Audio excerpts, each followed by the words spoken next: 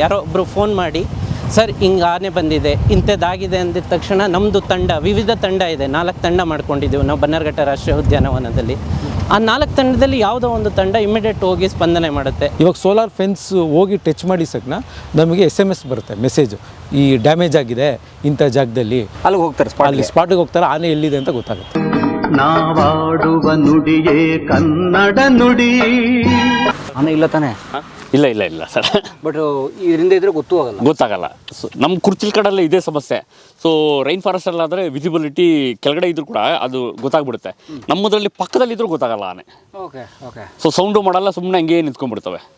So ಅದ್ರಲ್ಲಿ main ಏನಂದ್ರೆ especially ಬಿದಿರಲ್ಲಿ. ಇದು ಬಿದಿರು ಫುಲ್ಲು? ಇದು ಬಿದಿರು ಸರ್. ಅಂದರೆ ಬನ್ನರ್ಘಟ್ಟದ ಬಿದಿರಿನ ಕಾಡು?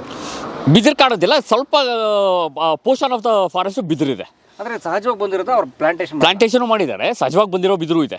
ಸೊ ಯೂಶಲಿ ಬಿದಿರಲ್ಲಿ ಸುಮಾರು ವಿಧ ಇದೆ. ಸೊ ನಮ್ಮಲ್ಲಿ ನೋಡಿದ್ರೆ 2 ವಿಧ ಫೇಮಸ್. ಸೊ ಚಿಟ್ಟು ಬಿದಿರು ಅಂತ ಕರಿತೀವಿ. ಸೊ ಇಂಗ್ಲೀಷಲ್ಲಿ ಬಂದು ಡೆಂಡ್ರೋಸ್ಟಿಕ್ ಕ್ಯಾಲಮಸ್ ಅಂತ ಕರೀತಾರೆ. ಇದೆ ಸರ್ ಚಿಟ್ ಬಿದಿರು ಇಲ್ಲಿ ಇದೆಯಲ್ವಾ. ಸೊ ಈ ಬಿದಿರೆಲ್ಲ ಅದೇ.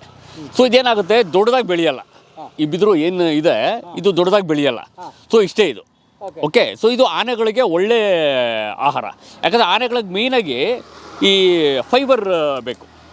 ಫೈಬರ್ ಅಂದರೆ ನಾರಿನಾಂಶ. ಸೊ ಅದೆಲ್ಲಿ ಸಿಗುತ್ತೆ, ಬಿದಿರಲ್ಲೇ ಜಾಸ್ತಿ ಸಿಗೋದು. ಓಕೆ. ಸೊ ಇದ್ರ ಒಂದೊಂದು ಏನು ಹೇಳ್ತಾರೆ, ಇಡೀ ಬಿದಿರ ಮೇಳೆನೇ ಮುರಿದು ತಿಂದ್ಬಿಡ್ತವೆ. ಇಡೀ ಬುಡಮೇಲೆ ಮಾಡ್ಕೊಂಡು ತಿನ್ನುವಂಥ ಆನೆಗಳು ಇದ್ದಾವೆ. ಸೊ ತುಂಬ ಇಷ್ಟಪಡ್ತಾವೆ ಆನೆಗಳು. ಮತ್ತು ಇನ್ನೊಂದು ಇದಂದ್ರೆ ಬ್ಯಾಂಬೂಸ ಅಂತ ಕೊಡ್ತೀವಿ, ದೊಡ್ಡ ಬಿದಿರೋದು. ಸೊ ಅದು ಸುಮಾರು ಹೈಟ್ ಬೆಳೆಯುತ್ತೆ. ಅಂದರೆ ಈ ಏಣಿ ಎಲ್ಲ ಮಾಡ್ತೀವಿ. ಏಣಿ ಎಲ್ಲ ಮಾಡ್ತೀವಲ್ಲ. ಸೊ ಅದು. ಸೊ ಅದರಲ್ಲಿ ಮುಳ್ಳು ಜಾಸ್ತಿ, ಇದರಲ್ಲಿ ಮುಳ್ಳಿರಲ್ಲ. ಅದರಲ್ಲಿ ಮುಳ್ಳು ಜಾಸ್ತಿ. ಮುಳ್ಳು ಇದ್ರೂ ಸಹ ಸೊ ಆ ಬಿದಿರನ್ನ ಮುರಿದು ತಿನ್ನುವಂಥ ಆನೆಗಳು ಜಾಸ್ತಿ. ಸೊ ತುಂಬ ಇಷ್ಟಪಡ್ತವೆ ಬಿದಿರನ್ನ. ಸೊ ಯಾಕಂದರೆ ಈಸಿ ಫುಡ್ಡು, ಬಲ್ಕ್ ಫುಡ್ಡು ಸಿಗುತ್ತೆ. ಮತ್ತು ಇದು ಗ್ರಾಸ್ ಸ್ಪೀಷೀಸ್ಗೆ ಸೇರುತ್ತೆ. ಹುಲ್ಲಿನ ಪ್ರಭೇದ ಇದು. ಸೊ ಅದರಿಂದ ಸುಮಾರು ಇಷ್ಟಪಡ್ತವೆ ಈ ಬಿದಿರನ್ನ. ಅಂದರೆ ಬಿದಿರು ಕಡ್ಡಿ ಸಮೇತ ತಿಂತಾವೆ, ಹುಲ್ಲು ಮಾತ್ರ ಕಡ್ಡಿ ಸಮೇತ ತಿನ್ನುತ್ತೆ ಸರ್. ಸೊ ಬಿದಿರಲ್ಲಿ ಯಾವುದೇ ಇದು ಬಿಡಲ್ಲ. ಸೊ ಹುಲ್ಲಾಗಲಿ ಬಿದಿರು ಇದಾಗಲಿ ಬೇರಾಗಲಿ ಎಲ್ಲನೂ ತಿನ್ನುತ್ತೆ. ಸೊ ಆನೆಯ ಮುಖ್ಯ ಆಹಾರ ಏನು ಬಿದಿರು ಜೊತೆಗೆ ಸುಮಾರು ಇದೆ ಸರ್. ಸೊ ಬೇರೆ ಬೇರೆ ಬನಗಡದಲ್ಲೇ ನೋಡಿದ್ರೆ 60ರಿಂದ 80 ಥರದ ಗಿಡಗಳನ್ನ ಅಥವಾ ಮರಗಳನ್ನ ತಿನ್ನುತ್ತೆ ಆನೆ. ಓಕೆ. ಸೊ ಅದರಲ್ಲಿ ಬಿದಿರೊಂದು ಅತಿ ಹೆಚ್ಚು ಕಂಪೇರ್ ಮಾಡಿದ್ರೆ ಬೇರೆದಕ್ಕಿಂತ ಬಿದಿರು ಹೆಚ್ಚಾಗಿ ಸಿಗುತ್ತೆ, ಬಿದಿರು ಹೆಚ್ಚಾಗಿ ತಿನ್ನುತ್ತಾನೆ. ಅದು ಬಿಟ್ಟರೆ ಇವಾಗ ನಮ್ಮ ಯಾವುದಾದ್ರು ಫೈಕಸ್ ಸ್ಪೀಷೀಸ್ ಅಂತ ಕರಿತೀವಿ, ಈ ಆಲದ ಮರದ ಜಾತಿ ಬರುತ್ತಲ್ವಾ. ಸೊ ಆಲ, ಹತ್ತಿ, ಗೋಣಿ. ಸೊ ಅದರದ್ದು ಎಲ್ಲದ್ರದ್ದು ಈ ಬಾರ್ಕ್ ತಿನ್ನುತ್ತೆ, ತೊಗಟೆ ಅಥವಾ ಕಾಂಡ ತಿನ್ನುತ್ತೆ, ಎಲೆ ತಿನ್ನಲ್ಲ. ಸೊ ಅದು ಬಿಟ್ಟು ಕಾಡಿಂದ ಈಚೆ ನೋಡೋದಾದರೆ ಹುಣಸೆ, ಹಲಸು. ಸೊ ಇದು ಕಾಡಿಂದ ಈಚೆ ತಿನ್ನುತ್ತೆ. ಮತ್ತು ಕಾಡು ಒಳಗಡೆ ಬೇಲದಣ್ಣು ಉಡಾಪಲ್ ಅಂತ ಕರಿತೀವಿ. ಸೊ ಬೇಲದಣ್ಣು. ಸೊ ಆ ಥರ ಸುಮಾರು ಜಾತಿ ಮರಗಳು ಕಾಡಲ್ಲಿ ತಿಂತವೆ. ಗೌಜಿಲ್ಕಾಯಿ ಅಂತ ಕರಿತೀವಿ. ಸುಮಾರು ಒಂದು 60ರಿಂದ 70 ಥರದ ಜಾತಿದು ತಿನ್ನುತ್ತೆ. ಹಾಂ. ಮತ್ತು ಅಕೇಶ ಅಂತ ಕರಿತೀವಿ. ಅಕೇಶದಲ್ಲೂ ಮುಳ್ಳಿರುತ್ತೆ. ಓಕೆ. ಸೊ ಅಕೇಶ ಅದು ಹೆಚ್ಚಾಗಿ ಬೆಳೆಯುತ್ತೆ. ಸೊ ಅಕೇಶದಲ್ಲೂ ಮುಡಿದ್ರೆ ಅದನ್ನು ಸುಮಾರು ಇಷ್ಟಪಡುತ್ತೆ ಆನೆಗಳು. ಓಕೆ. ಅಂದರೆ ಪೂರ್ತಿ ಸಸ್ಯಾಹಾರಿಗಳು? ಪೂರ್ತಿ ಸಸ್ಯಾಹಾರಿ, ಮಾಂಸಾಹಾರಿಗಳಿಲ್ಲ. ಸೊ ಬರೀ ಪೂರ್ತಿ ಸಸ್ಯಾಹಾರಿಗಳು. ಆದರೆ ಅವುಗಳು ಎಲೆ ಸೊಪ್ಪು ತಿನ್ನೋ ಜೊತೆಗೆ ಟೇಸ್ಟ್ಗೂ ಏನಾದ್ರು ಟ್ರೈ ಮಾಡ್ತಾವೆ? ಓಕೆ. ಏನಾದ್ರು ಟೇಸ್ಟ್ ಬಡ್ಸ್ ಥರ ಇರ್ತಾವ ಅಥವಾ ಜಸ್ಟ್ ಟೇಸ್ಟ್ ಬಡ್ಸ್ ಏನು ಇಲ್ಲ ಸರ್ ಅದಕ್ಕೆ. ಸೊ ಟೇಸ್ಟ್ ಬಡ್ಸ್ ಅಂದರೆ ಸೊ ಮನುಷ್ಯನಿಗಿದ್ದಾಗಿಲ್ಲ, ಅದಕ್ಕೂ ಒಂದು ರುಚಿ ಅಂತ ಸಿಗುತ್ತೆ. ಬಟ್ ಟೇಸ್ಟ್ ಬಡ್ಸ್ ಅಂತ ಆನೆಗಳಿಗೆ ಯಾವುದು ಇದಿಲ್ಲ. ಸೊ ಆನೆ ಇಲ್ಲಿಗೆಲ್ಲ ಬಂದರೆ ಚಾನ್ಸ್ ಬರುತ್ತೆ ಸರ್. ಚಾನ್ಸ್ ಅಲ್ಲ, ಬರುತ್ತೆ. ಪೊದೆಗಳಲ್ಲಿ ಎಸ್ಪೆಷಲಿ ಈ ರೋಡಲ್ಲಿ ಹೋಗೋರು ಅವರು ಇವಾಗ ಕಾಡು ಚೆನ್ನಾಗಿದೆ ಅಂತ ಎಲ್ಲಿಂದನೋ ಬಂದಿರ್ತಾರೆ, ಇಲ್ಲಿ ಕೂತ್ಕೊಂಡು ಊಟ ಮಾಡೋದು ಬಿದಿರು ಕೆಳಗಡೆ, ಅದನ್ನು ಸ್ವಲ್ಪ ಅವಾಯ್ಡ್ ಮಾಡ್ಬೇಕು. ಅದು ಸುಮಾರು ಜನ ಮಾಡ್ತಾ ಇದ್ದಾರೆ ನಮ್ಮ ಸಿಟಿಗಳಲ್ಲಿ. ಸೊ ಏನೋ ಬಾತ್ರೂಮ್ ಮಾಡೋಕ್ಕೆ ಕಾಡೆಲ್ಲೂ ಸಿಕ್ಕಿಲ್ಲ, ಇಲ್ಲಿ ಬಂತು ಸಿಕ್ತು ಅಂತ ಹೋಗೋದು, ಮರೆ ಸಿಕ್ತು ಅಂತ ಹೋಗ್ಬಿಡೋದು. ಬಟ್ ಆ ಮರೆಯಲ್ಲಿ ಏನಿರುತ್ತೆ ಅಂತ ಗೊತ್ತಾಗಲ್ಲ. ಅದಕ್ಕೆ ಪೇಪರ್ ಬರ್ತಿರ್ತಲ್ಲ ಬಹಿರ್ದೇಶಕ್ಕೆ. ಕರೆಕ್ಟ್. ಹಾಂ. ಸೊ ಅದೇ ಸುಮಾರು ನಮ್ಮ ಯುವಕರು ಅಥವಾ ನಮ್ಮ ಜನಗಳು ಮಿಸ್ಟೇಕ್ ಮಾಡ್ಕೊಳ್ಳೋದು. ಸೊ ಊಟ ತಿನ್ನಕ್ಕೆ ಬರ್ತಾರೆ ಅಥವಾ ಗಾಡಿ ನಿಲ್ಲಿಸ್ಬಿಟ್ಟು ಒಂದು ಟೈಮ್ ಪಾಸ್ ಮಾಡೋಣ ಅಂತ ಒಳಗಡೆ ಹೋಗ್ತಾರೆ, ಅಥವಾ ಈ ಎಣ್ಣೆ ಹೊಡಿಯೋಕ್ಕೆ ಅಂತ ಹೋಗ್ತಾರೆ. ಅನೈತಿಕ ಚಟುವಟಿಕೆ ಮಾಡೋಕ್ಕೆ ಹೋಗ್ತಾರೆ. ಬಟ್ ಏನೋ ಒಂದು ಅವ್ರಿಗೆ ಒಂದು ಮರೆ ಸಿಗುತ್ತೆ ಅಂತ ಹೋಗೋದು, ಅದೇ ಅದಕ್ಕೆ ಅವ್ರಿಗೆ ಪ್ರಾಣಿ ಹಂತಕ ಆಗುತ್ತೆ ಅಂತ ಗೊತ್ತಾಗಲ್ಲ. ಮತ್ತು ಇದು ಮಳೆಗೆ ಬಂದಿರೋ ಸಹಜವಾಗಿದ್ದು ಎಲ್ಲ ಮಳೆಗೆ ಸರ್, ಯಾರು ನೀರು ಗೀರು ಏನೂ ಹಾಕಲ್ಲ. ಸೊ ಈವನ್ ಪ್ಲಾಂಟೇಶನ್ ಮಾಡಬೇಕಾದ್ರೂ ಗಿಡ ಹಾಕ್ತಾರೆ ಅಷ್ಟೇ. ಸೊ ಸಹಜವಾಗಿ ನೀರು ಯಾವುದಕ್ಕೆ ಇದಾಗಲ್ಲ, ಕಾಡಿಗೆಲ್ಲ ನೀರು ಕೊಡಬೇಕಂದ್ರೆ ಆಗಲ್ಲ. ಸೊ ಇದೇ ನಾವು ಅವಾಗಲೇ ಏನು ಸುವರ್ಣಮುಖಿ ಅಂತ ಕಾಡಿ ಹೇಳಿದೆ. ಸೊ ಇದು ಸುವರ್ಣಮುಖಿ ಅನ್ನೋದು ಹುಟ್ಟಿದ ಸ್ಥಳ ಸರ್, ಇದು ಬನ್ನರ್ಘಟ್ಟ. ಸೊ ಇಲ್ಲಿಂದ ಸ್ಟಾರ್ಟ್ ಆಗುತ್ತೆ, ಸುವರ್ಣಮುಖಿ ನದಿ ಶುರುವಾಗಂಥ ಜಾಗ ಇದು. ಓಕೆ. ಸೊ ಮಳೆಗಾಲಕ್ಕೆ ಚೆನ್ನಾಗಿ ಬೆಳ್ಕೊಂಡಿದೆ, ಮಳೆಗಾಲಕ್ಕೆ ಚೆನ್ನಾಗಿ ಬೆಳ್ಕೊಂಡಿದೆ. ಸೊ ಇವಾಗ ಇಲ್ಲಿ ಏನು ನೋಡ್ತೀರಾ ನೀವು, ಇದೆಲ್ಲ ಸ್ವಲ್ಪ ಫಂಗಸ್. ಓಕೆ, ಇವಾಗ ಇದನ್ನ ಮುಟ್ಟು ನೋಡಿ ತೇವಾಂಶ ಇರುತ್ತೆ. ಓಹೋ. ಓಕೆ, ಸೊ ಇದೆಲ್ಲ ನಮಗೆ ಸೊ ಗೊಬ್ಬರ ಎಲ್ಲ ಮಿಕ್ಸ್ ಆಗಿದ್ದು ಇದು ಸ್ಪಂಜ್ ಥರ ಆ್ಯಕ್ಟ್ ಆಗುತ್ತೆ. ಸೊ ಮಳೆಗಾಲದಲ್ಲಿ ಏನಾಗುತ್ತೆ, ಮಳೆನ ಹಿಡಿದಿಟ್ಕೊಳ್ಳೋ ಶಕ್ತಿ ಇದಕ್ಕಿದೆ. ಆ ಸ್ಪಾಂಜ್ಗೆ ಸೊ ಇಡೀ ಈ ಲೇಯರ್ ನೋಡಿದ್ರೆ ಎಲ್ಲ ಈ ಥರ ಹಿಡಿದಿಟ್ಕೊಂಡಿರುತ್ತೆ, ನೀರನ್ನ ಹಿಡಿದಿಟ್ಕೊಂಡಿರುತ್ತೆ. ಸೊ ಅದೇ ಈ ನದಿ, ಕೆರೆ ಅದನ್ನ ತುಂಬಕ್ಕೆ ಇವಾಗ ನಮ್ಮ ನದಿಯಲ್ಲಿ ಏನು ನೀರು ಹೋಗುತ್ತೆ, ಸೊ ಇದೆಲ್ಲ ಹಂಗೆ ಡ್ರೈ ಆಗ್ತಾ ಹೋಗ್ತಾ ಇದ್ರೆ ಅದು ನದಿಗೆ ಹೋಗುತ್ತೆ. ಒಂದೇ ಸತಿ ಸಡನ್ ಆಗಿ ಹೋಗಲ್ಲ ಇದು. ಸೊ ಆ ಥರ ನೀರನ್ನ ಇಟ್ಕೊಳ್ಳುವಂಥ ರೂಟ್ಸ್ ಇದೆ, ಶಕ್ತಿ ಇದೆ ಇವಕ್ಕೆಲ್ಲ. Very good sir. ನೋಡಿ ಸರ್. ಸೊ ಇವಾಗ ನಾನು ಹೇಳ್ತಾ ಇದ್ದೀನಿ, ಅಲ್ಲೇ ಇದು ಮಾಡ್ತಾರೆ.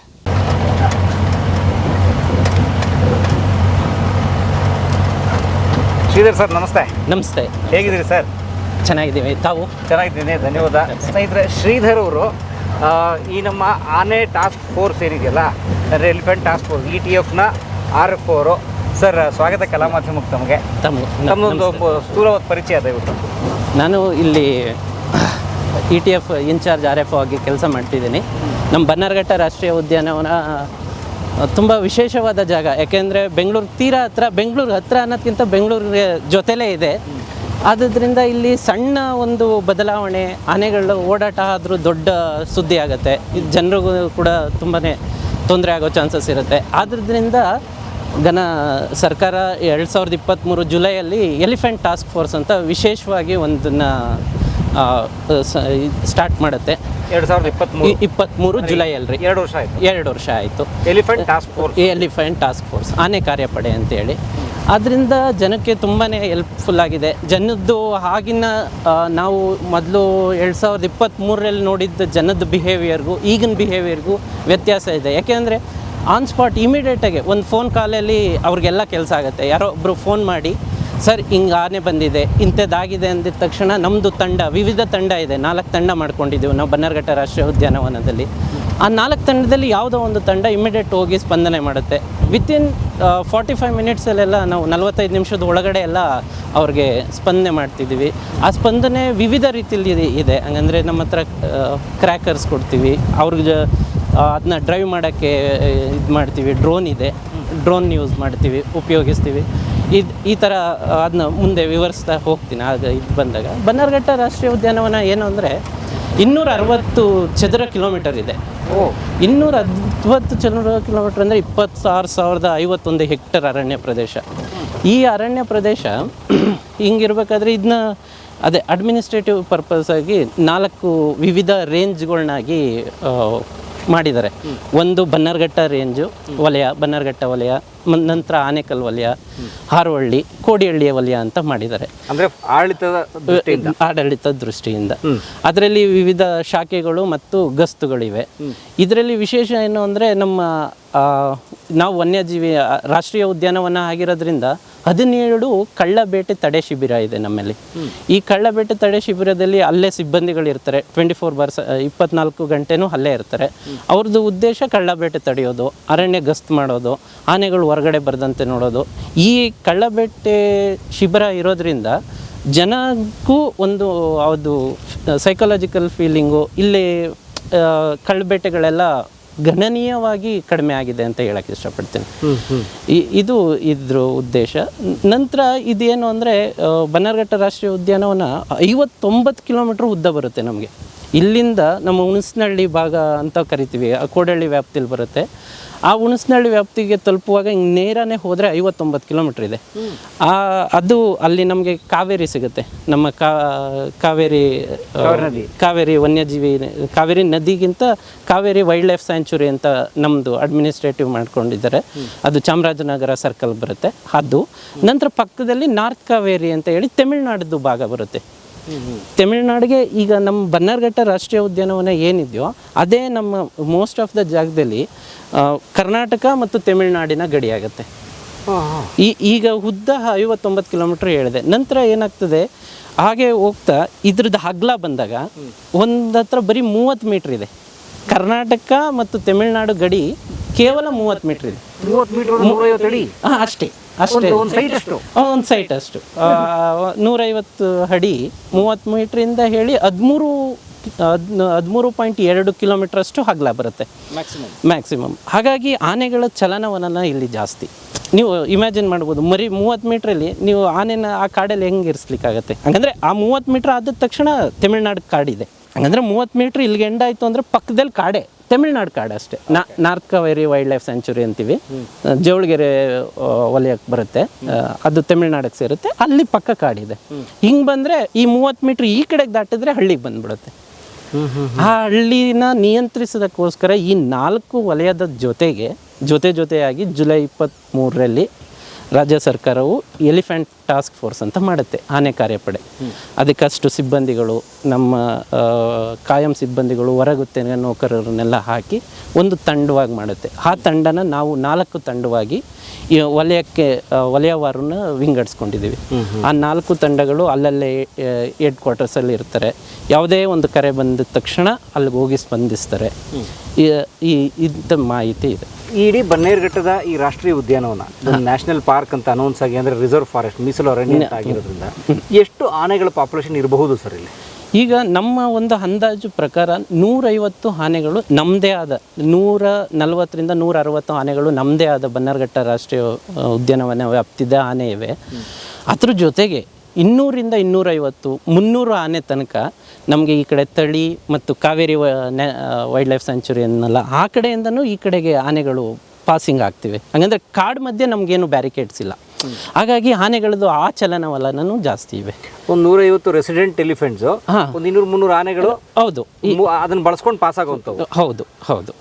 ಈ ಕಡೆವು ನಮ್ಮ ರೆಸಿಡೆಂಟು ಕೂಡ ಆ ಕಡೆ ಹೋಗಿ ಬರ್ತವೆ. ಹಾಗೆ ಮೂಮೆಂಟ್ ಇದೆ, ಚೆನ್ನಾಗಿ ಮೂಮೆಂಟ್ ಇವೆ, ಆನೆಗಳು ಇದಿದೆ. ಈಗ ಏನಾಗ್ತದೆ, ಈಗ ಇದು ಅಕ್ಟೋಬರ್, ನವಂಬರ್, ಡಿಸೆಂಬರ್ ಇದು ರೈತರದ್ದು ಕೃಷಿ ಕಾಲ. ಇದು ಹೇಗಾಗುತ್ತೆ, ಆನೆ ತಮಗೆಲ್ಲ ಗೊತ್ತಿರೋ ಥರ ಈ ಎಲ್ಲಾನು ಸ್ಮೆಲ್ಲಲ್ಲಿ ಕಂಡುಹಿಡಿಯುತ್ತೆ. ಆವಾಗ ಸ್ಮೆಲ್, ವಾಸನೆ ಶಕ್ತಿ ಜಾಸ್ತಿ ಇದೆ. ಅದು ಒಂದು ಸ್ಟಡಿ ಪ್ರಕಾರ ನೀರನ್ನ 4 ಕಿಲೋಮೀಟ್ರ್ ದೂರದಿಂದ ಇಲ್ಲಿ ನೀರಿದೆ, ಆ ತೇವಾಂಶದ ಇದರಲ್ಲಿ 4 ಕಿಲೋಮೀಟ್ರಿಂದ ಇಲ್ಲಿ ನೀರಿದೆ ಅಂತ ಗುರುತಿಸೋ ಶಕ್ತಿನೂ ಇದೆ, ಇದು ಅದಕ್ಕೂ ಹೆಚ್ಚು. ಹಾಗಾಗಿ ಆ ದಿಕ್ಕಿನಲ್ಲಿ ಹಂಗಂದರೆ ನಾವು ಎಷ್ಟೇ ಬ್ಯಾರಿಕೇಡ್ಸ್ ಮಾಡ್ಬೋದು. ಈಗ ನಾವು ವಿವಿಧ ರೀತಿ ಬ್ಯಾರಿಕೇಡ್ಸ್ ಮಾಡಿದ್ದೀವಿ, ರೈಲ್ವೆ ಬ್ಯಾರಿಕೇಡ್ಸ್ ಮಾಡಿದ್ದೀವಿ, ಸೋಲಾರ್ ಟೆಂಟಿಕಲ್ಸ್ ಅಂತ ಮಾಡಿದ್ದೀವಿ. ಅನಂತರ ನಮ್ಮ EPT ಎಲಿಫೆಂಟ್ ಪ್ರೂಫ್ ಟ್ರಂಚಸ್ ಅಂತ ಮಾಡ್ಕೊಂಡಿದ್ದೀವಿ. ಇದೆಲ್ಲ ಮಾಡಿದ್ರೂ ಸಹ ಅವು ಟೆಂಪ್ಟ್ ಆಗ್ತವೆ ಕಾಡಿಂದ ಹೊರಗಡೆ ಹೋಗೋಕ್ಕೆ. ಬಿಕಾಸ್ ಅಲ್ಲಿ ಅವಕ್ಕೆ ಒಂದೇ ಸಲ ರೆಡಿ ಫುಡ್ ಸಿಕ್ಬಿಡುತ್ತಲ್ಲ. ಈಗ ಕಾಡೆಲ್ಲ ಹಲ್ದು ಅದಕ್ಕೆ 100-200 kg ಸೊಪ್ಪನ್ನ ತಿನ್ನೋ ಬದಲು ಒಂದೇ ಸಲ ರೈತರು ಗದ್ದೆಗೆ ಹೋಗ್ಬಿಟ್ರೆ ಅಲ್ಲೇ ಒಂದೇ ಸಲ ಸಿಕ್ಬಿಡುತ್ತಲ್ಲ, ಆ ಟೆಂಪ್ಟೇಷನ್ ಆಗಿಬಿಡುತ್ತೆ ಅವಕ್ಕೆ.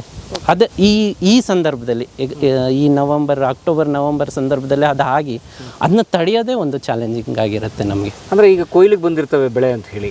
ಹೌದು, ವ್ಯವಸಾಯ, ತರಕಾರಿ ಬೆಳೀತಾರೆ, ಒಳ್ಳೆ ಎಲ್ಲ ವಿವಿಧ ರೀತಿ ತರಕಾರಿಗಳನ್ನ ಬೆಳೀತಾರೆ. ರಾಗಿ, ಜೋಳ ಮತ್ತು ಕಡಲೆಕಾಯಿ ಬೆಳೀತಾರೆ. ಈ ಕಡೆ ರೈತರೆಲ್ಲ ನಮಗೆಲ್ಲ ಪಾಪ ರೈತರು ಆಗಾಗ್ಗೆ ಫೋನ್ ಮಾಡಿ ಹೇಳ್ತಾರೆ, ಸರ್ ನಾವು ವರ್ಷದಲ್ಲಿ ಒಂದೇ ಬೆಳೆ ಬೆಳೆಯೋದು, ನೀವು ಹೆಲ್ಪ್ ಮಾಡಬೇಕು ಅಂತ.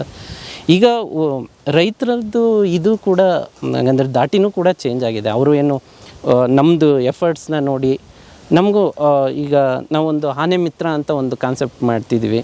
ಹಂಗಂದರೆ ನಮಗೂ ಅದು ಒಂದು ಅಂಜಿಕೆ ಇತ್ತು, ಜನರು ನಮ್ಮ ಜೊತೆ ಸೇರ್ತಾರ ಅಂತ. ಇವತ್ತು ಬಂದರು ಅವರೇ ಓಪನಾಗಿ. ಒಂದು ಸಣ್ಣ ಕಳೆದ 1 ಅಥವಾ 2 ತಿಂಗಳಿಂದ ಒಂದು ಪ್ರೋಗ್ರಾಮ್ ಮಾಡಿದ್ವಿ. ಅದಕ್ಕೆ ಜನ ವಾಲಂಟಿಯರಾಗಿ ಬಂದರು, ಅವ್ರ ಸಜೆಷನ್ಸ್ಗಳನ್ನ ಹೇಳಿದ್ರು. ಅದನ್ನ ಇನ್ನೂ ಡೆವಲಪ್ ಮಾಡಿಕೊಂಡು ಅವ್ರ ಜೊತೆ ಸಾಕ್ತೀವಿ ಅಂತ ಹೇಳಕ್ಕೆ ಇಷ್ಟಪಡ್ತೀನಿ. ನೋಡಿ ಸರ್, ಈಗ ಇಷ್ಟು ವರ್ಷ 2023ರಲ್ಲಿ ಆನೆ ಕಾರ್ಯಪಡೆ ಅಂತ ಏನು ಮಾಡಿದ್ದೀರಿ, ಅದಕ್ಕೆ ಮೊದಲು ಆನೆ ಮತ್ತು ಮಾನವ ಸಂಘರ್ಷ ಇರಲಿಲ್ವಾ, ಅಥವಾ 2023ರಿಂದಲೇ ಬಂತ, ಅಥವಾ ಜಾಸ್ತಿ ಬಂತ? ಯಾಕೆ 23ರಲ್ಲಿ ಬರೋದು, ಮೊದಲು ಏನು ಇರಲಿಲ್ವಾ? ಮೊದಲು ತುಂಬಾ ಜಾಸ್ತಿ ಇತ್ತು. ಇದನ್ನ ತಡೆಯೋಕ್ಕೋಸ್ಕರನೇ ಒಂದು ಸ್ಪೆಷಲ್ ಟೀಮ್ ಮಾಡಬೇಕು ಅಂತ ಹೇಳಿ ನಮ್ಮ government has taken A stand. ಅದಕ್ಕೋಸ್ಕರ ಇದನ್ನು ಒಂದು ಸ್ಪೆಷಲ್ ಟೀಮ್ ಆಗಿ ಮಾಡ್ತು. ಈಗ ಟಾಸ್ಕ್ ಫೋರ್ಸ್ ನಾವು ಕೇಳಿದ್ವಿ, ಡಿಸಾಸ್ಟರ್ ಟಾಸ್ಕ್ ಫೋರ್ಸು ಅದು ಇದು ಅಂತ. ಈಗ ಇರೋ ಸಿಬ್ಬಂದಿಲೇ ನಾವು 23 ಮೊದಲು ಇಲಾಖೆ ಇರೋ ಸಿಬ್ಬಂದಿಲೇ ಅದನ್ನ ಮಾಡ್ಕೋತಿತ್ತು. ಹಾಗಾಗಿ ಜನರು ಕೂಡ ಅದೇ ರೋಸ ಹೋಗ್ತಿದ್ರು, ಕೋಪ ಬರ್ತಿತ್ತು. ಹಂಗಂದ್ರೆ ಇವಾಗ ಒಬ್ಬನೇ ಎಲ್ಲ ಏರಿಯಾದಲ್ಲೂ ಕವರ್ ಮಾಡಿಕೊಂಡು ಆನೆ ಓಡಿಸ್ಕೊಂಡು ಬೆಳಗ್ಗೆ ಬಂದಾಗ ಅದಕ್ಕೆ ಬೆಳೆ ಪರಿಹಾರ ಮಾಡಬೇಕಿತ್ತು. ಇದೆಲ್ಲ ಮಾಡೋ ಸಂದರ್ಭದಲ್ಲಿ ಅವ್ರಿಗೂ ರೈತರು ಅದು ಕೋಪ ಇದೆಲ್ಲ ಬರ್ತಿದ್ವು. ಈಗ ನಂತರ 23 ಮಾಡಿದ ನಂತರ ಅದು ಒಂದು ಸ್ಪೆಷಲ್ ವಿಂಗ್ ಆಗಿದೆ. ಹಂಗಂದ್ರೆ ಇದೇನು ಸಪೋರ್ಟಿಂಗ್ ವಿಂಗ್. ಇವಾಗ ಅಲ್ಲಿ ನಮ್ಗೆ ಹೆಂಗೆ ಅಂದರೆ, ನಮಗೆ ಜನರು ಫೋನ್ ಮಾಡ್ತಾರೆ,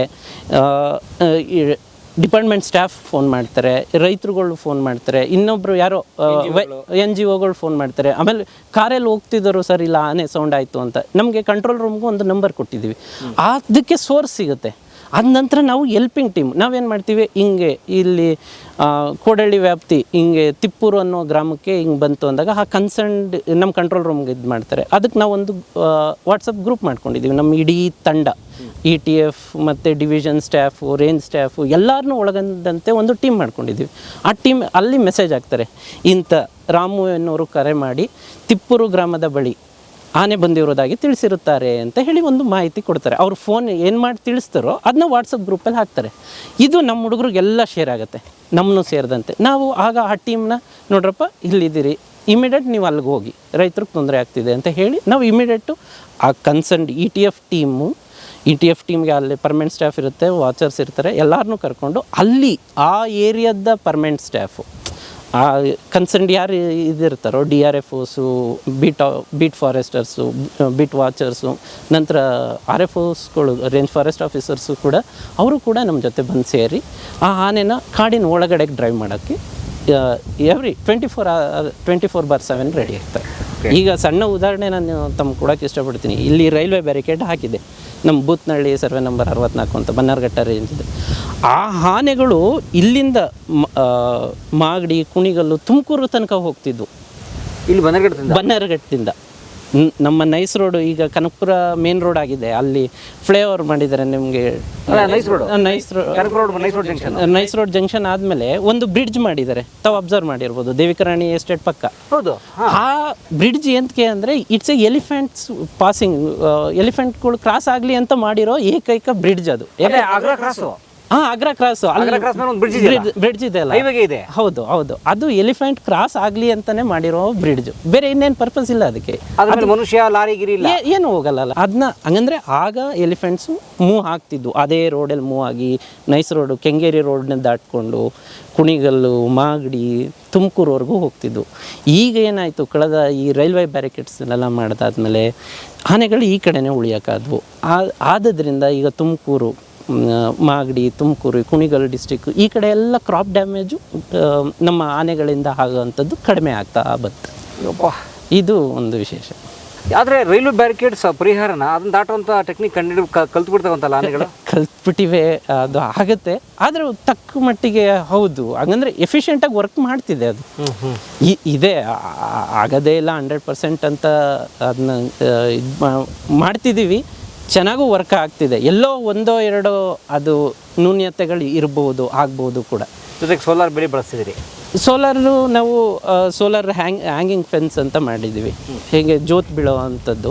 ಈಗ 1980s ಫಸ್ಟು ಈ ಬ್ಯಾರಿಕೇಡ್ಸ್ ಅಂತ ಬಂದಾಗ ಇಲ್ಲೇ ಇದ್ದಂಥ ಕಾಡಲ್ಲಿ ಅಲ್ಲೇ ನಿಯರ್ ಬೈ ಸಿಗುವಂಥ ವಸ್ತುಗಳನ್ನ ತೊಗೊಂಡು, ಈ ಕಲ್ಲನ್ನೇ ತೊಗೊಂಡು ಒಂದು ಗೋಡೆ ಥರ ಮಾಡ್ತಿದ್ರು, ಅದನ್ನ ರಬ್ಬಲ್ ವಾಲ್ ಅಂತ ಮಾಡ್ತಿದ್ರು.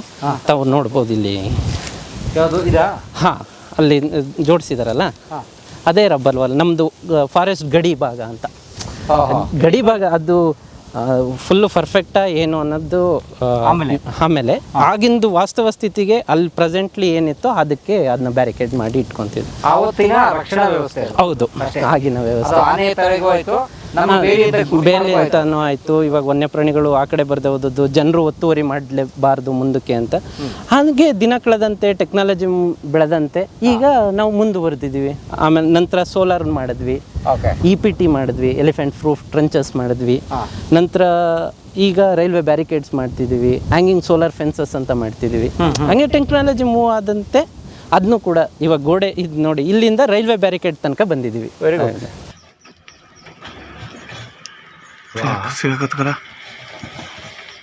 ಸರ್ ನಮಸ್ತೆ. ನಮಸ್ತೆ ಸರ್. ತಮ್ಮ ಹೆಸರು ಪರಿಚಯ ಹೇಳಿದೆ. ನನ್ನ ಹೆಸರು ಎನ್ ಮಹೇಶ್ ಅಂತ. ಉಪವಲಯಾಧಿಕಾರಿಗಳಾಗಿ ಬನ್ನಾಟ ರಾಷ್ಟ್ರೀಯ ಉದ್ಯಾನವನದಲ್ಲಿ ಕೆಲಸ ಮಾಡ್ತಾಯಿದ್ದೀನಿ, ಬನ್ನಾಟ ವೈಲ್ಡ್ ಲೈಫ್ ರೇಂಜಲ್ಲಿ. ಏನು ಈ ಬನ್ನೇರುಘಟ್ಟದ ವಿಶೇಷ? ಬನ್ನಾಟ ವಿಶೇಷ ಮೇಯ್ನು ಆನೆಗಳು ಸರ್. ಹೆಚ್ಚಾಗಿ ಆನೆಗಳಿದ್ದು ಇವಾಗ ಆನೆಗಳೇ ಹೆಚ್ಚಾಗಿ ಪ್ರಾಮುಖ್ಯತೆ ಹೊಂದಿದೆ ಸರ್. ಇದು ಬೆಂಗಳೂರಿಗೆ ಹತ್ತಿರವಾಗಿರೋ ಜಾಗ, 24 ಕಿಲೋಮೀಟ್ರಿಗೆ ಸಿಗುತ್ತೆ ನ್ಯಾಷನಲ್ ಪಾರ್ಕು. ಬೆಂಗಳೂರಿಗೆ 80% ಗಾಳಿ, ಶುದ್ಧವಾದ ಗಾಳಿ ಕೊಡ್ತಾ ಇರೋದೇ ಬನ್ನಾಟ ರಾಷ್ಟ್ರೀಯ ಉದ್ಯಾನವನ ಅಂತ ಹೇಳೋಕ್ಕೆ ಹೆಮ್ಮೆಯಿಂದ ಹೇಳೋಕ್ಕೆ ಇಷ್ಟಪಡ್ತೀನಿ ಸರ್. ಆಮ್ಲಜನಕ ಸರ್ ಶುದ್ಧವಾದ. ಏನಕ್ಕೆ ಅಂದರೆ ಹಿಂಗೆ ಬೆಂಗಳೂರಲ್ಲಿ ಟ್ರಾಫಿಕ್ಕು ಎಲ್ಲ ಕಡೆನೂ ಇದೆ, ಕಾಂಕ್ರೀಟ್ ನಾಡಾಗಿದೆ. ಅದನ್ನು ಆಮ್ಲಜನಕ ಬೇಕಲ್ಲ, ಇಲ್ಲಿಂದ ಸಪ್ಲೈ ಆಗುತ್ತೆ ಸರ್. ಹೆಂಗೆ ಅಮೆಝನ್ ಕಾಡಿದೆಯೋ ಹಾಗೆ ನಮ್ಮ ಬೆಂಗಳೂರಿಗೆ ಬನ್ನಾಟ ನ್ಯಾಷನಲ್ ಪಾರ್ಕು ಒಂದು ಅಮೆಝನ್ ಕಾಡು ಥರನೇ ಸರ್. Very nice. ಇಲ್ಲಿ ಆನೆಗಳ ವಿಶೇಷತೆ ಏನು ಸರ್? ಯಾಕೆ ಇಲ್ಲಿ ಆನೆ ಇಷ್ಟಿದ್ದಾವೆ? ಆನೆಗಳು ಸರ್ ಇದರಲ್ಲಿ ಬಿದ್ದರೂ ಇದೆ.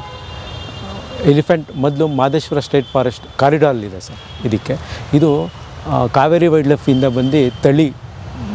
ತಳಿಯಿಂದ ಮಾದೇಶ್ವರ ಸ್ಟೇಟ್ ಫಾರೆಸ್ಟಿಗೆ ಬಂದು ಮಾದೇಶ್ವರ ಸ್ಟೇಟ್ ಫಾರೆಸ್ಟಿಂದ ಇಲ್ಲಿಗೆ ಬರ್ತಾಯಿತ್ತು. ಇಲ್ಲಿಂದ ಮಾಗಡಿ, ತುಮಕೂರಿಗೆಲ್ಲ ಹೋಗ್ತಾಯಿತ್ತು. ಇವಾಗ 99% ಮಾಗಡಿ, ನೆಲಮಂಗಲ ಎಲ್ಲ ಕ್ಲೋಸ್ ಆಗಿದೆ. ರೈಲ್ವೆ ಬ್ಯಾರಿಕೇಡ್ ಬಂದಾದಮೇಲೆ ಆನೆಗಳು ಹೋಗ್ತಾ ಇಲ್ಲ. ಏನಕ್ಕೆ ಹೋಗ್ತಾ ಇಲ್ಲ ಅಂದರೆ ಬೆಂಗಳೂರು ಅರ್ಬನೈಸೇಷನ್ ಆಯಿತು ಸರ್. ಮೊದಲು ವ್ಯವಸಾಯ ಮಾಡ್ತಾಯಿದ್ರು ಬೆಂಗಳೂರು ಸುತ್ತಮುತ್ತ, ರಾಗಿ, ತೆನೆ ಎಲ್ಲ ಇತ್ತು. ಆಮೇಲೆ ಎಲ್ಲ ಅರ್ಬನೈಸೇಷನ್ ಆದಮೇಲೆ ಅದನ್ನೆಲ್ಲ ಬ್ಲ್ಯಾಕ್ ಆಗೋಯ್ತು. ಆನೆಗಳು ಓಡಾಡೋಕ್ಕೆ ರೂಟ್ ಕಟ್. ಏನಾಗಿದೆ ಅಂದರೆ ಮಾನವ ಮತ್ತು ಸಂಘರ್ಷ ಏನಕ್ಕೆ ಸ್ಟಾರ್ಟ್ ಆಗಿದೆ ಅಂದರೆ ಸರ್, ಮೊದಲು CPT ಇವಾಗ ಕಡಿಮೆ ಆಗಿದೆ, 80% ಕಡಿಮೆ ಆಗಿದೆ ಸರ್. ಫಸ್ಟು CPT ಇತ್ತು, ಆಮೇಲೆ CPTನಾಗಿ EPT ಆಗಿ ಕನ್ವರ್ಟ್ ಮಾಡಿದ್ರು. ಏನು CPT ಅಂದರೆ? CPT ಅಂದರೆ ಕ್ಯಾಟಲ್ ಫ್ರೂಟ್ ಸ್ಟ್ರೆಂತ್ ಅಂತ, ಬರೀ ಚಿಕ್ಕದಾಗೆ ಇರುತ್ತೆ ಸರ್, 2x2. ಆಮೇಲೆ EPT ಅಂದರೆ ಆನೆ ನಿರೋಧಕ ಕಂದಕ ಅಂತ. ಆನೆಗಳು ಆಚೆ ಹೋಗ್ದಂಗೆ 2 ಮೀಟ್ರ್ ಉದ್ದಿತ್ತು, 1 ಮೀಟ್ರ್ ಅಗಲ, ಮೇಲ್ಗಡೆ 2.5 ಮೀಟ್ರ್ ಇರುತ್ತೆ. ಆನೆ ಆ ಹಳ್ಳ ನೋಡುತ್ತಲ್ಲ, ಇಳಿಯಲ್ಲ ಅಂತ. ಈ ಬಂಡೆ ಇರೋ ಜಾಗದಲ್ಲೆಲ್ಲ ಇಳಿದುಬಿಡುತ್ತೆ ಆನೆ, ನಮಗಿಂತ ಬುದ್ಧಿವಂತ ಆನೆ ಹೋಗ್ಬಿಡುತ್ತೆ. ಅದಾದಮೇಲೆ ನೆಕ್ಸ್ಟು ಸೋಲಾರ್ ಫೆನ್ಸ್ ಮಾಡೋದು ಸರ್. ಸೋಲಾರ್ ಫೆನ್ಸ್ ಆದಮೇಲೆ 100% ಗುಂಪು ಆನೆಗಳು ಆಚೆ ಹೋಗ್ದಂಗೆ ಆಯಿತು ಸರ್. ಆಮೇಲೆ ಒಂಟಿಗಳು ಸ್ಟಾರ್ಟ್ ಆಯಿತು ಸರ್. ಒಂಟಿಗಳು ಸರ್. ಆ ಒಂಟಿಗಳ ಸಲಗ ಸ್ಟಾರ್ಟ್ ಆದಮೇಲೆ ರೈಲ್ವೆ ಬ್ಯಾರಿಕೇಡ್ನ ಮಾಡೋದು ಸರ್. ಆ ರೈಲ್ವೆ ಬ್ಯಾರಿಕೇಡ್ಗೆ ವಿತ್ ಸೋಲಾರ್ ಫೆನ್ಸ್ ಮಾಡೋದು ಸರ್. ಇವಾಗ 99% ನಮ್ಮ 95% ತಡೆದಿದ್ದೀವಿ ಸರ್. ಏನೇ ಆದ್ರೂ ಆ ಒಂಟಿ ತಾನು ಹೋಗ್ಬೇಕು ಅಂದರೆ ಹೋಗುತ್ತೆ ಸರ್, ತನ್ನ ದಾರಿಗೆ ದಾರಿ ಮಾಡ್ಕೊಳ್ಳುತ್ತೆ. ಇಷ್ಟೆಲ್ಲ ಇದ್ದರು ಗುಂಪು ಹೋಗ್ತಾ ಇಲ್ಲ. ಏನು ಡ್ಯಾಮೇಜು, ಮಾನವ ಸಂಘರ್ಷ 80% ತಡೆದಿದ್ದೀವಿ ಸರ್ ಈ ಬ್ಯಾರಿಕೇಡ್ ಇರೋದ್ರಿಂದ. ಈ ಒಂಟಿನ ಎಷ್ಟು ತಡೆದ್ರೂ ತಡೆಯೋಕ್ಕಾಗಲ್ಲ ಸರ್. ಪ್ರಯತ್ನ ಪಡಿದ್ದೀವಿ. ಈಗ ETF ಅಂತ ಮೊನ್ನೆ ಮಿನಿಸ್ಟ್ರ್ ಸಾಹೇಬರು ಬಂದಾಗಿಂದ ಬನ್ನಾರಟ್ಟಿಗೆ ಒಂದು ETF ತಂಡ ಕೊಟ್ಟಿದ್ದಾರೆ ಸರ್. ಇವಾಗ ಅದೇನು ಅಂದರೆ ಎಲ್ಲಿ ಆನೆ ಸಮಸ್ಯೆ ಇರುತ್ತೋ ಕ್ವಿಕ್ ರೆಸ್ಪಾನ್ಸ್ ಅಲ್ಲೇ ಆನೆ ಹೋಗಿ ತಿರ್ಗಾ ಕಾಡಿಗೆ ಹಿಮ್ಮೆಟ್ಟಿಸ್ತಾರೆ ಸರ್. ಓಕೆ, ಆ ಥರ ಆಗ್ತಾಯಿದೆ. ಅದಕ್ಕೆ ಏನೇನು ಫೆಸಿಲಿಟಿ ಇದೆ ನಿಮ್ಮಲ್ಲಿ? ನಮಗೆ ಒಂದೊಂದು ರೇಂಜಿಗೂ ಸಿಬ್ಬಂದಿ ಒಂದು ವೆಹಿಕಲ್ ಕೊಟ್ಟಿರುತ್ತೆ. ETF ಕಂಟ್ರೋಲ್ ರೂಮ್ ಇರುತ್ತೆ. ರೈತರ ಜಮೀನಿಗೆ ಆನೆ ಹೋಗಿಸಕ್ಕೆ ರೈತರು ಫೋನ್ ಹಾಕ್ತಾರೆ, ಹಿಂಗೆ ಆನೆ ಬಂದಿದೆ ಅಂತ. ಲೋಕಲ್ ಸ್ಟಾಫಿಗೆ ಗೊತ್ತಾದ್ರೂ ಹೇಳ್ತಾರೆ. ಅಲ್ಲಿ ತಂಡ ಇರುತ್ತಲ್ಲ, ಹೋಗ್ಬಿಟ್ಟು ಆನೆನ ನೋಡಿ ರಾತ್ರಿಯೇ ಇನ್ನು 1 ಅವರ್ಸಲ್ಲಿ ಅದನ್ನ ಕಾಡಿಗೆ ಹಿಮ್ಮೆಟ್ಟಿಸ್ತಾರೆ. ಇವಾಗ ರೈತರ ಜಮೀನಿಗೆ ಆನೆ ಬಂದಿದೆ ಅಂತ ವಿಷಯ ತಿಳಿಸುತ್ತೆ. ಆವಾಗ ರೈತರು ಅಕ್ಕಪಕ್ಕ ಗ್ರಾಮಗಳಲ್ಲಿ ಇರೋ ರೈತರುಗಳ ನಂಬರೆಲ್ಲ ಮೊದಲೇ ನಾವು ಸ್ಟೋರೇಜ್ ಮಾಡ್ಕೊಂಡಿರ್ತೀವಿ. ಕಂಟ್ರೋಲ್ ರೂಮಲ್ಲಿ ಮೆಸೇಜ್ ಹೋಗುತ್ತೆ, ಟೆಕ್ಸ್ಟ್ ಮೆಸೇಜ್, ಹಿಂಗೆ ಆನೆ ಬಂದಿದೆ, ಯಾರು ಹೊಲ ಜಮೀನಿಗೆ ಹೋಗಬೇಡಿ, ಆನೆ ಇರೋದ್ರಿಂದ ನೀವು ಮನೇಲೇ ಇರಿ, ಎಚ್ಚರಿಕೆಯಿಂದ ಇರಿ ಅಂತ ಸಂದೇಶ ಹೋಗುತ್ತೆ. ನೀವು ಅಲರ್ಟ್ ಮೆಸೇಜ್ ಕೊಡ್ತೀವಿ. ಡೇಟಾಬೇಸ್ ಮಾಡ್ಕೊಂಡಿದ್ದೀರಿ? Bulk message. Okay, bulk message ಅಂದರೆ ಇಂಥ ಗ್ರಾಮಕ್ಕೆ ಆನೆ ಹೋಯಿತು ಅಂದರೆ ಅಲ್ಲಿ ಲೋಕಲ್ಸ್ ಮೆಂಬರ್ ಆಗಲಿ, ಅಲ್ಲಿನ ಅಕ್ಕಪಕ್ಕ ಕಾಡಿನ ಪಕ್ಕದಲ್ಲಿರೋ ಗ್ರಾಮಸ್ಥರಾಗಲಿ, ಲೋಕಲ್ಸ್ ಲೀಡರ್ಸ್ ಆಗಲಿ, ಅವ್ರಿಗೆ ಮೆಸೇಜ್ ಹೋಗುತ್ತೆ, ಹಿಂಗೆ ಎಚ್ಚರಿಕೆ ಸಂದೇಶ ನೀಡಿ ಅಂತ. ಓಕೆ, ಆವಾಗ ಮಾನವ ಸಂಘರ್ಷ ಆಗೋದನ್ನ ನಿಲ್ಲಿಸ್ಬೋದು. ಈಗ ಈ ಕೇಸ್ಗಳು ಗಣನೀಯ ಕಮ್ಮಿ ಆಗ್ತಿದಾವ ಅಥವಾ ಅಷ್ಟೇ ಇದಾವ? ಗಣನೀಯ ಕಡಿಮೆ ಆಗ್ತದೆ ಸರ್. ಮೊದಲು ಆನೆ ಗುಂಪು 20, 30, 40 ಆಚೆ ಹೋಗಿ ನಿಂತ್ಕೊಂಡ್ಬಿಡೋದು ಸರ್. ಕಾಡ್ದಾಟ ಆಚೆ ಹೋಗಿ ನಿಂತ್ಕೊಂಡಾದ್ಮೇಲೆ ಆವಾಗ ರೈಲ್ವೆ ಫೆನ್ಸ್ ಇರಲಿಲ್ಲ, ಆಮೇಲೆ ಸೋಲಾರ್ ಫೆನ್ಸು ಇರಲಿಲ್ಲ. ಎಲ್ಲಿ ಹೋಗುತ್ತೆ ಎಲ್ಲಿ ಬರುತ್ತೆ ಅಂತ ಗೊತ್ತಾಗ್ತಾ ಇರಲಿಲ್ಲ. ಇವಾಗ ಸೋಲಾರ್ ಫೆನ್ಸ್ ಹೋಗಿ ಟಚ್ ಮಾಡಿ ಸಕ್ನ ನಮಗೆ SMS ಬರುತ್ತೆ, ಮೆಸೇಜು, ಈ ಡ್ಯಾಮೇಜ್ ಆಗಿದೆ ಇಂಥ ಜಾಗದಲ್ಲಿ ಅಂತ. ಆವಾಗ SMS ನೋಡಿಕೊಂಡು ನಮ್ಮ ಸಿಬ್ಬಂದಿನೂ ಅದರಲ್ಲೂ ಕನ್ವರ್ಟ್ ಮಾಡ್ಕೋತಾರೆ. ಅಲ್ಲಿಗೆ ಹೋಗ್ತಾರೆ ಅಲ್ಲಿ ಸ್ಪಾಟಿಗೆ ಹೋಗ್ತಾರೆ, ಆನೆ ಎಲ್ಲಿದೆ ಅಂತ ಗೊತ್ತಾಗುತ್ತೆ. ಸೂಪರ್. ಮೊದಲು ಹಂಗಿಲ್ಲ, ಹಿಂಡಿಂಡಿ ಬಂದ್ಬಿಡವಲ್ಲ. ಹಿಂಡಿಂಡೆ ಬರೋದು ಅಲ್ಲ, ಇವಾಗ ಆನೆ ಹೋಗಿ ಟಚ್ ಮಾಡಿ ಸಕ್ನ ಸೋಲಾರ್ ಫೆನ್ಸ್ ಇರುತ್ತೆ ಸರ್. ಸೋಲಾರ್ ಫೆನ್ಸ್ ಹೋಗಿ ಆನೆಗಳು ಟಚ್ ಮಾಡುತ್ತೆ ಸರ್, ಬ್ರೇಕ್ ಮಾಡೋಕ್ಕೆ ಟ್ರೈ ಮಾಡುತ್ತೆ. ಆವಾಗ ಸೋಲಾರ್ ಕರೆಂಟ್ ಸಪ್ಲೈ ನಿಲ್ಲುತ್ತೆ ಸರ್. ಆವಾಗ ಮೆಸೇಜ್ ಬರುತ್ತೆ sir, solar fence power of ಆಗಿದೆ ಅಂತ. ಆವಾಗ ಮೊಬೈಲಲ್ಲಿ ಚೆಕ್ ಮಾಡ್ತಾರೆ ಸರ್. ಆವಾಗ ಮೊಬೈಲಲ್ಲಿ ಚೆಕ್ ಮಾಡಿದಾಗ ಆ್ಯಪ್ ಇದೆ ಅದರ ಆ್ಯಪಲ್ಲಿ ಈ ಸೋಲಾರ್ ವರ್ಕ್ ಆಗ್ತಾಯಿಲ್ಲ, ಏನಕ್ಕೆ ವರ್ಕ್ ಆಗ್ತಾಯಿಲ್ಲ ಅಂತ ಗೊತ್ತಾಗುತ್ತೆ. ರಾತ್ರಿ ಹೊತ್ತಾದರೆ ಆನೆ ಅಂತ ಗೊತ್ತಾಗುತ್ತೆ. ಬೆಳಗ್ಗೆ ಹೊತ್ತಾದರೆ ಅದರ ಹುಲ್ಲು ತಾಕಿರ್ಬೋದು, ಏನೋ ಇದ್ದಾಗಿರ್ಬೋದು, ಮರ ಬಿದ್ದು ಏನೋ ಆಗಿರ್ಬೋದು. ಪ್ರತಿ ದಿನವೂ ಬೆಳಗ್ಗೆ ಸೋಲಾರ್ ಫೆನ್ಸ್ನ ಅದಕ್ಕೆ ಅಂತ ನೇಮಿಸಿರ್ತೀರಿ, ಸಿಬ್ಬಂದಿಗಳನ್ನ ಹೋಗಿ ನೋಡ್ಕೊಂಡ್ಬರ್ತಾರೆ. ಅದಕ್ಕೊಂದು ಮಾನಿಟ್ರಿಂಗ್ ಇದೆ. ಮಾನಿಟ್ರಿಂಗ್ ಪ್ರತಿ ಒಂದೊಂದು ಅವರ್ಗೂ ಆ್ಯಪಲ್ಲಿ ಬರ್ತಾ ಇರುತ್ತೆ ಸರ್, ಚೆಕ್ ಮಾಡ್ತಾ ಇರ್ತಾರೆ, ಕರೆಕ್ಟಾಗಿದೆಯಾ ಫೆನ್ಸು ಅಂತ. ಅಂದರೆ ಇಡೀ ಬನ್ನರ್ಘಟ್ಟ ಕಾಡಿಗೆ ಫೆನ್ಸ್ ಹಾಕಿದ್ದೀರಾ? ಇಡೀ ಕಾಡಿಗೆ ಫೆನ್ಸ್ ಇದೆ. ಇನ್ನೊಂದು ಸ್ವಲ್ಪ ಒತ್ತುವರಿ ಜಾಗದಲ್ಲಿ ಹಾಕಬೇಕು ಸರ್. ಒತ್ತುವರಿನೂ ಆಗಿದೆ. ಅದನ್ನು ಕೋರ್ಟಲ್ಲಿ ಕೇಸ್ ಇದೆ sir. Okay. But 264 square kilometre ಏನಿದೆ ಅದಕ್ಕೆಲ್ಲ ಫೆನ್ಸ್ ಇದೆ, ಬಹುತೇಕ ಆಗಿದೆ. ಸೋಲಾರ್ ಫೆನ್ಸ್ ಅಂತೂ ಬಹುತೇಕ ಆಗಿದೆ.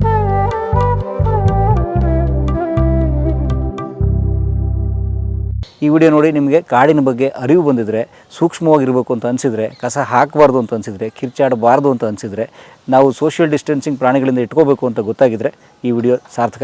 ಆರೋಶ ತಂಡಕ್ಕೆ ಶುಭವಾಗಲಿ.